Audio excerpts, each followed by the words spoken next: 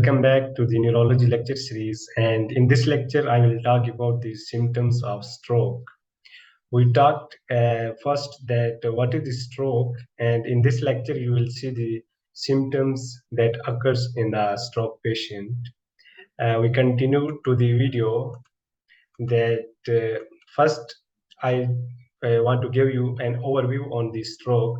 Actually, when the brain tissues are depleted of the blood supply, the brain tissues are dead and they cannot work as they do in normal. Like when the brain tissues in the occipital area is lost, the patient may have the visual lost and there may be blurred vision as well. So the symptoms in stroke usually occurs quickly, like there will be no warning sign, like it occurs in mostly other diseases of our body, because brain is the most important organ of our body. When there is no blood supply to the brain, we see that the many neurological symptoms will occur and it will not supply the neurotransmitters or the signals to the bodies or the peripheral systems.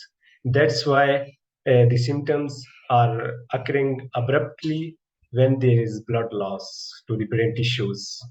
So, what is the most common symptoms or the first symptoms in stroke? When there is loss of sensation to the hands or the face, arm, or legs, we see that there is some problems in our brain. The brain is not getting the blood properly. That's where the nerves that are like originating from the brain, there is problem in that region. That's where the loss of sensation occurs to the face or to the hands as well. And usually, the one side of the body may be disturbed in that case. For example, look at this picture. An old man has a problem in one face side. Actually, the Bell's palsy, when you see in some stroke patients, this is also the manifestation of the stroke in some older patients, actually, because facial nerves is not getting supplied from the brain. In this slide, we see that when patient is confused that he is not getting the things around and he is not like interrupting the things well, and he is not listening to others, and he is confused about his decisions. So we say that there may be some problem to the brain, actually.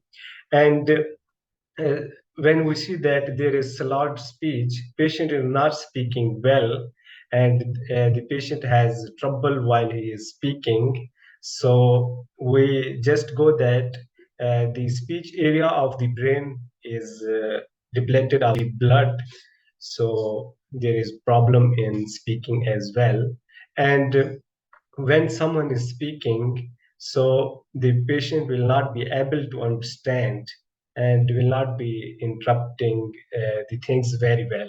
And in this slide, you see that the patient may have the trouble seeing in one or both eyes.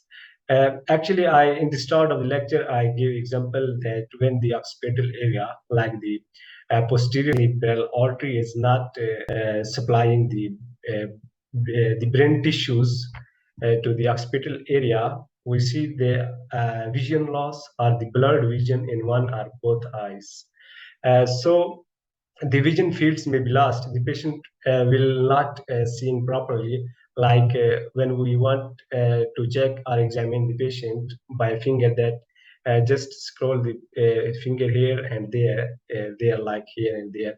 So the patient will not see the finger properly, and we see that there is some problems like the patient will not be able to see one area or other area. We see this thing that patient has the vision fields loss. And as I talked the both sides may be disturbed in that case, or one eye. Mostly the one part of the body is mostly the one part or in the one side of the body is involved in the stroke patients. And when the brain area that is involved in controlling the balance or the walking things like in the cerebellum, when that area is not getting blood, we see that patient may have the trouble walking.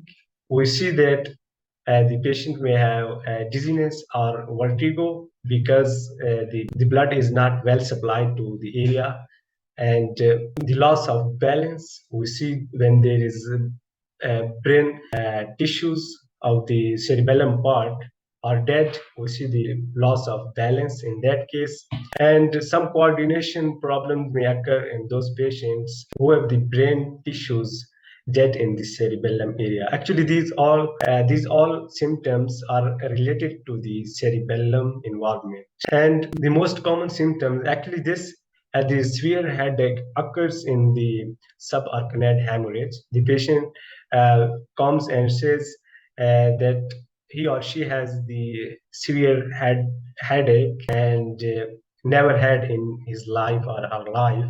We see that the patient may have the symptoms that are related to the like subarachnoid hemorrhage.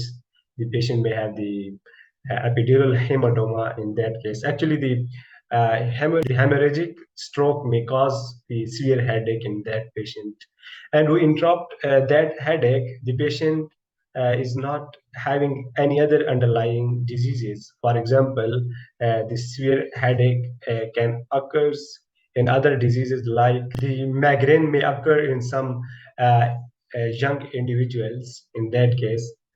That's why we should rule out all other diseases if we want to diagnose or approach the stroke in severe headache patients. So, well, I have finished this lecture and hope to see you in my next lectures.